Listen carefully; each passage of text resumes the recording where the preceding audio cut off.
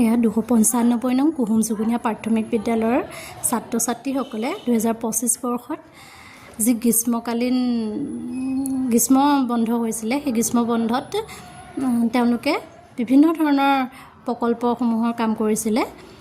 ছাত্ৰ ছাত্ৰীসকলে এই সময়ছোৱাত বিদ্যালয়ৰ তৰফৰ পৰা দিয়া যিখিনি গৃহকৰ্ম আছিলে তাৰ লগত সংগতি ৰাখি বিভিন্ন ধৰণৰ প্ৰজেক্টৰ কামবিলাক কৰিছিলে। ইয়াত তেওঁলোকে ফল মূলৰ চাৰ্ট, পখিলা বনাইছিলে, গছ পাতেৰে তেওঁলোকে বিভিন্ন চৰাই চিৰিকটি বা জীৱ জন্তুৰ আকৃতি দিবলৈ চেষ্টা কৰিছিলে। কাঠ পেঞ্চিলৰ ব্যৱহাৰ কৰি তেওঁলোকে ফুলৰ আকৃতি, মাছৰ আকৃতি দিছিলে। তেওঁলোকে পৰিয়াল বৃক্ষ বনাইছিলে ছাত্ৰ ছাত্ৰীসকলে। তাৰ উপৰিও মাছ আকৌ মাটিৰে তেওঁলোকে বিভিন্ন ধৰণৰ ফল মূলৰ প্ৰস্তুত কৰিছিলে। লুডু প্ৰস্তুত কৰিছিলে খুব সুন্দৰকৈ।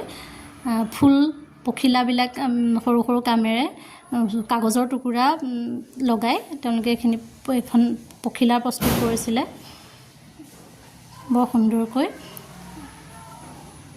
বিচনী প্ৰস্তুত কৰিছিলে। কামখিনি খুব সুন্দৰ হৈছিলে, খুব মনোমোহা হৈছিলে।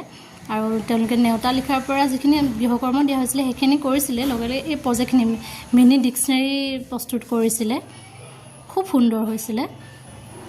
তেওঁলোকৰ চেষ্টাখিনি বৰ ধুনীয়া হৈছিলে। ৰামধেনু অংকন কৰিবলৈ যত্ন কৰিছিলে।